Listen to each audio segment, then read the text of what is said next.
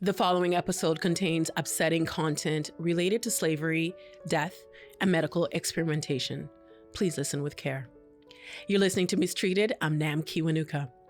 When it comes to the medical field, two disciplines focus primarily on women: obstetrics and gynecology. What you might not know, much of gynecology was built on surgical experiments conducted on enslaved African women. Those experimentations were done by Doctor James Marion Sims, who has been called the father of modern gynecology. Sims conducted experiments on enslaved girls as young as 13 and women in their early 20s. In most of the historical writing, they have all been described as women. He was trying to find a treatment for vaginal fistula, which is damage that occurs in childbirth. It can cause urine and feces to leak uncontrollably. Sims' surgical experiments were conducted from 1845 to 1849. The use of anesthesia was first recorded in 1846, a year after Sims began the procedures. But he didn't use anesthetics or pain medication during the surgeries on the enslaved young women. When he later conducted experiments on impoverished Irish women, he didn't use anesthetics on them either. He would use it when he did the operations on a European royal and on white women. At the time, racist notions that Black people didn't feel pain were used to justify slavery. Arguments have been made that anesthetics weren't used at large back then, and that these young women desperately wanted the surgeries. The women he operated on were considered to be the property of the plantation owners and had no say in what they wanted or needed. In an interview with NPR in 2016, Vanessa Northington Gamble, a doctor and medical historian at George Washington University, said this: "These women were property. These women could not consent. These women also had value to the slaveholders for production and reproduction. How much work they could do in the field, how many enslaved children they could produce, and by having these fistulas, they could not continue with childbirth and also have difficulty working." What is known about Sims is there were times when his male assistants refused to continue the surgical experiments. Whether they were tired or appalled is uncertain. According to Deidre Cooper Owens, a professor in the history of medicine, Sims, quote, was abandoned by the two white male surgical assistants who worked with him. And so, like any other slave owner, he said, "Oh, let me train these women." Sims would make the other girls assist in the operations. It's been documented that they would have to hold down the one being operated on. Imagine the pain of being operated on without any pain medication. Imagine having to watch others endure that same pain, to be witness to the pain, and to also feel that pain. 3 of these young women whose bodies endured unimaginable agony laid the foundation for modern gynecology. They are named in Sims' writing: Anarcha, Betsy, and Lucy. Anarcha was believed to be 17, and Betsy and Lucy were between the ages of 17 to 19. He spent many years operating on these 3, often repeating the same procedure over and over and over again. Anarcha alone endured at least 30 surgeries. Today, Sims' legacy lives on through the surgical technique to treat fistula, the Sims position, which is used in medical examinations, and through the vaginal speculum he created, which is also known as the Sims speculum. Calls have been made by some to rename the speculum to Lucy's speculum. Lucy developed blood poisoning from one of the surgeries. In 1855, Sims established the Women's Hospital in New York. It was the first hospital for women in the States and one of the first in the world. So, how do we reconcile that history and what happened to those young women with the advances made in gynecology? How has a historical idea that Black people, quote, don't feel pain in the same way continued to play out in the medical field to this day? What is the Flexner Report? And what role did it play in banning people from the Black community in Canada to pursue an education in medicine? Today, we speak to Dr. Natisha Massaquoi about the haunting legacy of J. Marion Sims. Dr. Massaquoi is an assistant professor in the Department of Health and Society at the University of Toronto. Please listen with care. Dr. Massaquoi joins me now. Dr. Natisha Massaquoi, welcome to the podcast. Thank you. Could you please introduce yourself to the listeners? My name is Natisha Massaquoi. Mm-hmm. I am a mother, a partner. I am originally from Sierra Leone. I grew up in Newfoundland. Nice. And currently I am an assistant professor in the Department of Health and Society at the University of Toronto with a cross appointment in the Faculty of Medicine and also in the Faculty of Social Work. Lots of stuff going on there. Well, I think you're the perfect person to speak to us about today's topic. We're talking about the father of modern gynecology, James Marion Sims. Who was he? Interesting character in history and an important one, particularly for us as Black women. J. Marion Sims was a physician in the 1800s in the U.S., and he is known, or has been given this title, of the father of modern gynecology, because at the time when he was practicing medicine, physicians were not paying any attention to women's health. There was no practice that was about treating women and the needs of women, particularly reproductively. Childbirth was not something that was guided by physicians. It was very midwife focused. And he, interesting enough, developed a whole practice which was about treating something called fistulas, vaginal fistulas. Just to give you a sense of what that is, in very difficult childbirth or very long labors, the head of the baby is pushing on the pelvis. And if it's doing that for a long period of time, the blood circulation around the vaginal lining gets cut off, and that lining dies. What it leaves is a hole between the bladder and the vagina. So that means like leaking can happen? Absolutely. So after childbirth, lots of pain resulting from this hole, and then the leaking of urine constantly. So no ability to stop the flow of urine because there's a hole between the vagina and the bladder, but also feces is leaking. Interesting enough, very common with enslaved African women at this time, because if you can imagine, right? Lack of proper medical attention, care, lack of proper nutrition, as well as these fistulas are caused by premature sexual engagement.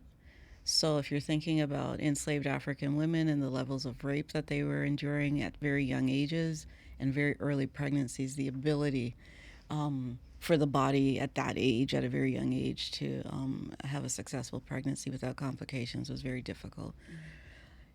And J. Marion Sims, for whatever reason, decided that he was going to become an expert in repairing fistulas. Now, when you think about, okay, well, what was the impetus, right? Like, what would be the motivation? He was a plantation physician. So he was hired by plantation owners to basically keep the population of enslaved African people healthy enough to be able to either reproduce or to work. And so his job was to make sure that enslaved African women could reproduce. And there was big money in this. He was being paid by these plantation owners to perform these surgeries or to figure out how to address these issues so that the women could continue having children. How did he come to just operate on enslaved Black women? It's a perfect storm, right? We've got severe patriarchy and misogyny happening. So in terms of, we're not engaging in women's health at all.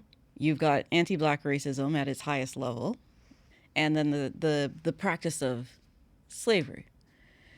He is making money from doing these surgeries, or at least trying to figure out how to fix the fistulas. And there's no anesthesia at this time. So he's not able to do that kind of surgery, invasive, painful surgery with white women. They wouldn't, in his mind, wouldn't be able to tolerate the pain, nor would they put white women through that kind of situation. But I can do it with enslaved African women. I don't need their consent. I don't need their permission. Actually, I only need the consent of their slave owners. He also believed that Black women had higher pain tolerance, and many people believed that at that time, that enslaved African people had this super ordinary strength to be able to tolerate pain. I was going to follow up with that because if you're not using anesthesia, was it not available, or you can also use pain medication? So at the time when he was starting, anesthesia was not available. But based on when you look at the years of his practice, shortly after, it was available. Ether was available. But it was still a risky situation. What's notable with him is that he didn't start doing this surgery on white women until anesthesia became available. Okay, tell me about where the pain, Black women or the enslaved population felt less pain. Where does that come from? Is that from racism? That comes from racism. I have to justify the level of violence I'm inflicting on these people from a slave owner perspective. And so this belief that they had the ability to endure enormous amounts of pain, they could work harder. The other understanding is that we aren't human. So you have to understand that during slavery, we were not perceived as humans. So we don't have the same feelings. We don't have the same physicality in terms of what a human would experience as normal. And so that belief of our animalistic presentation is one where that notion comes from, right? We're not humans. We're not experiencing pain. We don't have pain thresholds in the ways that white people have, and particularly women, which was an interesting situation. I understand the position that he, from his point of view, doing these operations, he's trying to make a name for himself, and he has these unwilling subjects that he can do whatever he wants. And I can also understand the position of the plantation owners, because these women were their property and they want them back to full form. But what about these women? Do these women want these surgeries? Do they consent to the surgeries? So unfortunately, we have no documented evidence or narrative from the women. We have 3 names in terms of who he talked about in his own autobiography and in his documentation of his work. Anarcha, Betsy, Lucy. This is what you'll see in documented history, these 3 names, first names, and nothing else in terms of their understandings of consent, what they believed was going to be happening to them. You also have to understand the ages of some of these women that he was practicing these surgeries on: 13, 14. These are young children.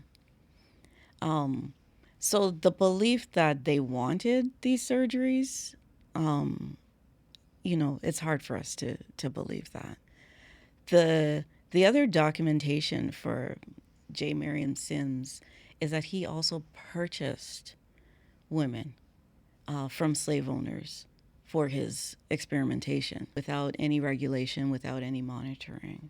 I want to come back to those young women, children, who had already become mothers at such a young age in a moment. Can you walk us through what those experiments involved? Because the pictures that I've seen from that time, it looks very decent, to say it, like it's very sanitized. There's a picture of a young African woman on a table, and she's fully clothed, and there's some people standing around her. I'm guessing plantation owners, maybe other doctors. So it looks very, sanitized. But can you give us an idea of what those experiments involved? So, yeah, when you see those pictures, it does look very, there's a sheet. I've seen some of these drawings. Mm-hmm. You have to think about just getting a pap smear, cervical cancer screening. I don't find that enjoyable in any kind of way, and that's in the most humane way possible with someone who's actually caring for my health. Interesting enough, J. Marion Sims is the originator of the speculum, the thing that is used to open up the vagina and give us the ability to look into the cervix. If someone is trying to repair a hole that is between your bladder and your vagina without anesthesia, I don't know if I want to go into the graphic detail of what, but as a woman, you can understand what's happening. You also want to understand that on these women, he's often doing this surgery 30 times. It's documented. This is not, I'm going to try and stitch you up once. This is repeated stitching. This is torture. Absolutely. The thing that is documented is that his medical assistants oftentimes were so exhausted that they refused to continue working with him, and then he would use enslaved women to hold subjects down and to assist him and support him in these surgeries. So if his male assistants are saying it was exhausting, we didn't want to do it anymore, you can imagine what's happening. It's quite, I don't even know the word to describe that. It's diabolical, because now you're pushing the people, the women who you're experimenting on, to become their own. That's right. To harm themselves. That's right. And each other. Yeah, to engage in the torture. You know, the things he was also doing was removal of ovaries, because it was a cure for hysteria at that time, removal of clitoris, because that would help cure women from, mental health issues, emotionality. It's a whole level of torture, literally, that he was engaging in the name of science. His record is long in terms of, the types of torturous behavior that he engaged in as a physician, but deemed appropriate for the time period because of our enslavement, the level of anti-Black racism that existed at that time, and the devaluing of women, period, of all races. I want to follow that thread a little bit, because in the name of science, he was doing these things. I read that it took him 30 surgeries on one woman, one child. I feel weird saying a woman, knowing the ages of the people that he harmed. It took him 30 surgeries to perfect his technique on one person. And to think that this was being done while a person was fully awake. But he also treated white women. How did he treat them? So the type of surgeries that he was doing on the Black women were not done on white women, as I said, until anesthesia was available. He's noted as performing surgeries on royalty when he went to Europe. He was known as one of the most prolific American physicians in Europe because of his ability to do these surgeries. That didn't happen until years of practice on enslaved African women. And that's what perfected his craft, or his ability to conduct these surgeries effectively. So, to call him the father of modern gynecology is very much a misnomer. Because if you look at the root of where that expertise came from and how it came about, it would never have come about if it wasn't for the institution of slavery allowing him to engage in the practice in the way that he did. Even that idea about pain, it hasn't gone away. 10 years ago, there was a study from Harvard that showed that even Black children receive less pain medication than white kids for something as serious as appendicitis. How has that history carried on to now, and maybe the relationship that Black people have with the healthcare system? Absolutely. So, these stories endure, right? Like, these stories don't just disappear and go away. It's not something that just happened in the 1800s. These stories carry the understanding that he is one physician that we know about, but he represents many. He represents a whole system that thought the same way. So the treatment of Black people and the ignoring of pain that we might experience, or the belief that we don't have the same pain levels as other people, has stayed in our system. Here in Canada, right? Ask someone with sickle cell when they go into emerge in sickle cell crisis, how sometimes they're treated. Not believed to be in crisis, believed to just be pain medication seekers. That we don't understand what you're experiencing, because sickle cell, for example, is something that predominantly Black people experience. So you don't have other racialized groups having the same experience with sickle cell. And then service providers, healthcare providers with limited experience, limited understanding of some of the issues that we're experiencing, going into the stereotype mode. Drug seeking. You're Black. You're a young Black man. You must be drug seeking. and therefore not giving them the morphine or the pain medication that is required at the level for the crisis that they're having. Very common. You can ask medical residents, right, if they believe that Black people have a higher pain tolerance, and overwhelmingly the answer is still yes. Which is shocking. It's still shocking. It's like, no. Right? The legacy of slavery is an interesting one. Even in Canada, where we pretend we didn't engage in slavery, we did. We actively engaged in slavery. The legacy is that the messages go unquestioned. They haven't been disrupted. So they sit. They still sit. They still get passed on. They still get passed through the medical system. There hasn't been any alternative teaching. There hasn't been any alternative engagement. And most importantly, the limited number of Black physicians and healthcare providers in the system don't create other narratives. So I am, as a Black woman, trapped in a system that doesn't value me, that does not understand what experiences I might be having, does not understand some of the medical conditions that I need to be treated for. And I'm in a system that does not have expertise at addressing my community appropriately.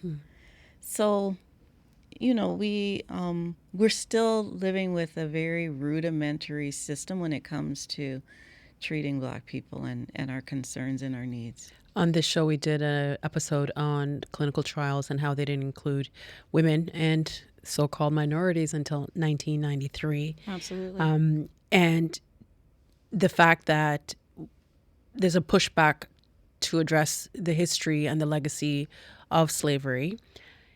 Going in, you mentioned the speculum and pap smear. You hear those words and you're like, ugh. It's like your fingernails on the board, right? Because you just have like a visceral, like a physical reaction to it. Absolutely.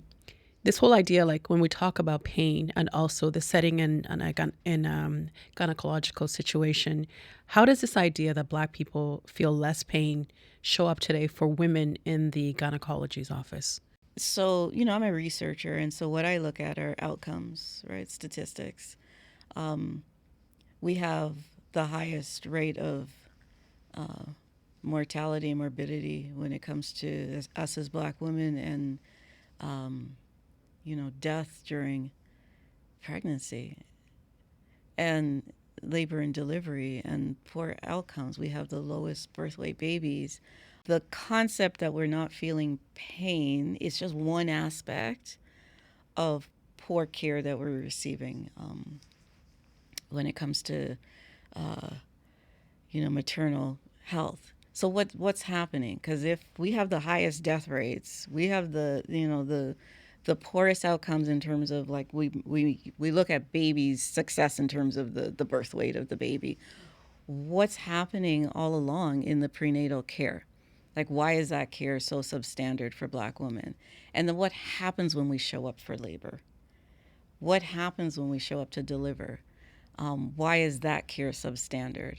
So yes, the pain threshold is one thing. So when I'm complaining, I think there's something wrong, and no one is believing me, and people are sending me home when I'm in active labor.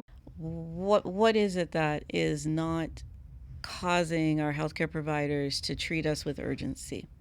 Because if I know that this particular population has, a higher likelihood of death during labor and delivery, why am I not putting a cone of protection around this Black woman who has shown up, as opposed to dismissing them, dismissing their concerns, not listening to their concerns, treating them with absolute callousness? So at the root, it's that they don't feel pain. But the bigger issue is the ability of our system to engage in anti-Black racism in this moment for Black women. People might look to this history and surmise that this took place 150 years ago. Maybe that's what they did at the time, but his contributions still help women today. At one point, he was the president of the American Medical Association. He was also the president of the American Gynaecological Society, an organization he helped to found. How do we reconcile the contributions he made with what he did to these young women? Well, the two truths are present. That from the perspective of me as a Black woman, this is a very monstrous story, right? This is a very violent person. This is a person who didn't even see our humanity in any kind of way. And he took advantage of our enslavement and our marginalization to advance his career. So I can't value the contributions, right? When I look at the other thing to note, he is not the only physician. He's not even the first physician to address fistulas, if you look at the history books. So the other physicians were doing it without this practice of experimentation, violent experimentation on enslaved African women. So why do you think he commanded the attention that he did, if other physicians were working on this? Yeah, I've questioned that myself, right? It's the volume of practice that he could have done, the number of women that he was able to practice on could not have happened if he was not doing it with enslaved African women. He would not have been able to do the kind of work that he was doing on white women. They're not going to come forward. He even says they would not be able to tolerate the pain. So, to glorify somebody who absolutely was disastrous to us as Black people, I don't think his contributions merits celebrating. There's been a push for a reframing around the mothers of gynecology, Yeah. Anarcha, Betsy, and Lucy. Do you think that's performative, or would renaming them require us to acknowledge how we got here? Like, instead of having the father of modern gynecology, have the mothers of modern gynecology. So it's important for us as Black women to be able to reclaim our history and understand that, the sacrifices that those women made did better the lives for women from a gynecological perspective. But, I think it's more about how do we take a look at the systemic result of this particular situation. How was he allowed to continue this practice? Slavery had ended in Canada when he was still doing this, right? So, we the time period, we also have to look at the time period and what was happening, what was shifting. The abolition of slavery is coming during this time period, but he was still engaged in this practice. So, we have to acknowledge what he did. We have to acknowledge the context that allowed him to engage in this practice. And I think we also have to acknowledge the enduring legacy. So what has remained? And then how do we hold our current medical system accountable to maintaining that legacy? Because it's maintaining it. It's not like we wake up one day, we understand that we can't engage in these kinds of practices on Black women anymore, but we're still shifting in an acceptable way the ways that we can still marginalize Black women in the field of gynecology. I haven't seen the change because our death rates show otherwise. So yes, I think paying homage to the women who endured extreme torture, supposedly on the behalf of all women, is important. But I don't think we should forget what he did, because we'll repeat it. What do you think we learned from understanding the full history of the experimentation that was done on those women? As a researcher, I like to understand, how do we get to the situation that we're in today? So we don't just wake up today and have the kinds of poor health outcomes that we have for Black women, Black people in general, across Canada. It just doesn't come from anywhere. It's really important that you go back to the root of it. And the story of J. Marion Sims is one of the roots. So once we understand, right, the thought process, the thinking, the history, like what was happening at that time period that allowed that to happen, then we can understand how to eliminate the problem that we have today. But we have to go back to that root. And people need to be very conscious about that route. Some of the things that you think about, like he pushed, so he was the president of the American Medical Association. There's a report that came out just early 1900s called the Flexner Report. And it was a report for Canada and US for all medical schools. And it dictates sort of the standards of care, right? This is how a medical school should be run. This is what should happen in the training. This is what good medical school practice should look like. In that report, it also states that Black men, because it's mostly men we're talking about at this time period, are not suitable for the practice. They're not suitable to become doctors. Black people are only suitable for hygiene. So it says specifically, right? Black people should not be in medical schools, but they can be responsible for hygiene, right? The cleaning, the keeping things clean. What does Canada do? They adopt it. Absolutely. And they expel all Black medical students. Queen's University is case in point. They're very honest about their story. There were 15 Black medical students in school at that time, in the medical school at Queen's. They expelled them all. And that kind of rippled across the country. Those are the things, right? The Black people don't experience pain takes us back to this animalistic sort of view of us, but it also translates into our intellectual ability, right? Our abilities to engage in the healthcare system, to be practicing practitioners in the medical system, right? So we change the language, we change the rules, right? It's not. But it's baked in. It's baked in, right? That Canada and its medical schools could just expel Black students. Queen's does not admit another Black medical student until the 1970s. I didn't know that part of the history because at one point when you were talking about the assistants, the people who were helping him, the male assistants, when they couldn't take it anymore, the women were helping him. And I read that these women, the enslaved women that he was experimenting on, actually became very good practitioners. Like they understood the medicine. Mm-hmm. So he knows that from firsthand experience. They helped him to accomplish his legacy. Yeah. And now you're turning around and saying, by the way, they're actually not capable. That's right. That's right. So you're also, excluding us from the system, because if I don't want to be in that racist situation, why can't I go somewhere else, right? Like, why can't I go to a Black physician? How many of us are looking for Black physicians as Black women? Because research has shown that when you have racial concordance in your experience in the healthcare system, your outcomes will be better, particularly for Black women and for Black people in general. That our health outcomes will improve dramatically when the service provider is also Black. I feel like we could talk about this for 5 more hours. Dr. Massaquoi, thank you so much I feel like we just kind of scratched the surface of it. Is there anything that I didn't ask you that you'd like to mention?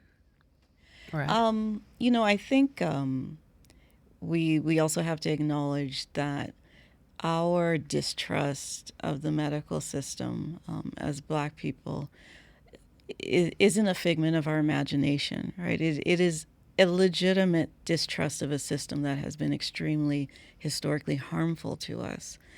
And so we also have to understand that it is incumbent on the medical system to regain that trust. It's not about us trying to find the right physician, trying to find a Black physician, trying to find Black healthcare service providers that will protect us. We also need to be in a system that understands its legacy, its history, and is doing its part to regain our trust.